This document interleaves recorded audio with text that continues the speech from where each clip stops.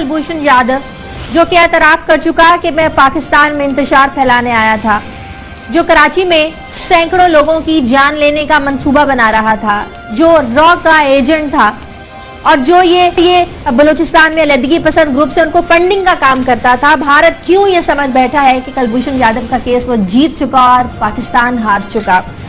बात यह है कि आलमी अदालत इंसाफ ने अभी फैसला जारी नहीं किया, अभी अबूरी हुक्मनामा जारी किया है कि जब तक भारत की दरखास्त पर फैसला नहीं हो जाता तब तक फांसी की सजा पर अमल दरामद ना किया जाए। तो इस फैसले में कहां लिखा है कि भारत जो है वो ये केस जीत चुका है, भारत इसे अपनी जीत तस्वुर कर रहा है। क्या मतलब लिया जाए इस बात का कि भारत अपना जो मकरू चेहरा है ये बेनकाब होने पर जीत का ढिंडोरा पीट कर ये साबित करना चाहता है कि वो कुलभूषण जाधव को इस केस से निकालने में कामयाब हो जाएगा, वो रेमंड डेविस इसको बनाना चाहता है भारत। प्रोग्राम में आज हम इस पर बात करेंगे। प्रोग्राम मेरे साथ जफर हिलाली हैं कराची से, खावर घुम्मन है और शाहिद लतीफ है। मैं तमाम मेहमानों को बहुत शुक्रिया। शाहिद लतीफ साहब, इस पहलू पर तो हम बाद में बात करेंगे कि पाकिस्तान को आलमी अदालत इंसाफ में जाना चाहिए था, नहीं जाना चाहिए था। पाकिस्तान की जो तैयारी थी वकला की वो इस केस में कमजोर थी, ठीक तरह से हमने होमवर्क नहीं किया था। सबसे पहले भारतीय जो मीडिया जो प्रोपेगेंडा कर रहा है अपनी जीत को लेकर और बड़ी बड़ी हेडलाइंस लाई जा रही है कि पाकिस्तान ये केस हार गया, भारत ये केस जीत गया, क्या मैसेज देना चाह रहा है? भारत हकीकत से मुंह मोड़ रहा है, आलमी अदालत इंसाफ के फैसले को, उस हकीकत को समझना ही नहीं चाहता कि अभी अबूरी हुक्मनामा है, फैसला भी नहीं आया। फैसला तब तक नहीं आएगा, फैसला तब आएगा जब भारत का जो दरखास्त दी गई आलमी अदालत इंसाफ में, तब तक फैसला आएगा। जब तक जो पाकिस्तान है तब तक सजा पर अमल दरामद नहीं कर सकता, जब तक उसकी जो दरखास्त है भारत की उस पर फैसला नहीं आ जाता। भारत का मकसद क्या था? भारत का मकसद ये था कि किसी तरीके से ये जो फांसी की सजा है इसको रोका जाए। उसका रास्ता जो उन्होंने इख्तियार किया, उन्होंने फांसी की सजा को क्वेश्चन नहीं किया। उन्हें भी मालूम था कि ये पाकिस्तान का एक बहुत ही हसास मामला है, लिहाजा उन्होंने फांसी की सजा का जिक्र नहीं किया। उन्होंने काउंसलर एक्सेस मांग ली।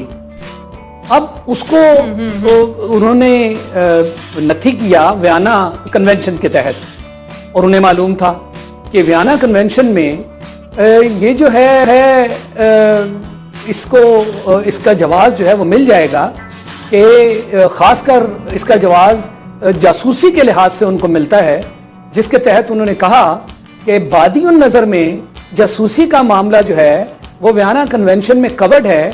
और उसके तहत दो चीजें उन्होंने कही, एक उन्होंने काउंसलर एक्सेस की बात की और दूसरा उन्होंने कहा कि ये जो हमारा दायरा समात है उसके अंदर ये किस्सा आ जाता है। हम क्या चाहते थे? हम ये चाहते थे कि हमने जो उसको सजा दी है फांसी की, ये तो हमारा इख्तियार है और लिहाजा इसमें कोई रखना अंदाजी न कर सके। लिहाजा हमारा जो लॉ ऑफ द लैंड है उसके मुताबिक हम अब जब चाहें इसको फांसी दे दें। अगर इसको आप पैमाना बनाएं तो बताइए कि इस मौके पर अब ये कहा जा रहा है कि अभी तो जी मामला आगे चलना है, ये तो फर्स्ट राउंड है, मगर फर्स्ट राउंड में जो उनका मकसद था, जो वो इसमें से हासिल करना चाहते थे इस समाज से, क्या वो भारत ने हासिल नहीं कर लिया? तो फिर हम कैसे कह सकते हैं कि ये जी किसी की हार नहीं और किसी की जीत नहीं? इसको गड़बड़ तो ना करे ना। जो पाकिस्तान चाहता था वो इस राउंड से नहीं पा सका, जो भारत चाहता था उसने एक स्ट्रेटजी के तौर पे ये काउंसलर एक्सेस को इस्तेमाल किया और यूं फांसी रुकवाने में कामयाब हो गया। खबर ये तो एक हकीकत है कि आलमी सतह पर जो पाकिस्तानी मामलात हैं इनको ज्यादा भाव नहीं दिया जाता। इसकी मिसाल यूएन में डोजियर भी पाकिस्तान की जानिब से पेश करना, भारतीय मुदाखलत का, भारतीय दहशतगर्दी का, उस पर कभी कोई बात नहीं हुई। कश्मीर का मसला आलमी सतह पर उठाया गया, उस पर कभी भी नोटिस दुनिया ने नहीं लिया। लेकिन ये केस है कुलभूषण जाधव का जो आलमी अदालत इंसाफ में भारत लेकर गया है, इसमें पाकिस्तानी मौकिफ की अगर बात की जाए, नाकामी की बात की जाए, जिसकी बात अभी शायद लतीफ साहब भी कर रहे थे, ये सिफारती नाकामी इसको बोला जाए या कहा जाए कि हमारे वकला ने, हमारी टीम ने ठीक से होमवर्क नहीं किया था?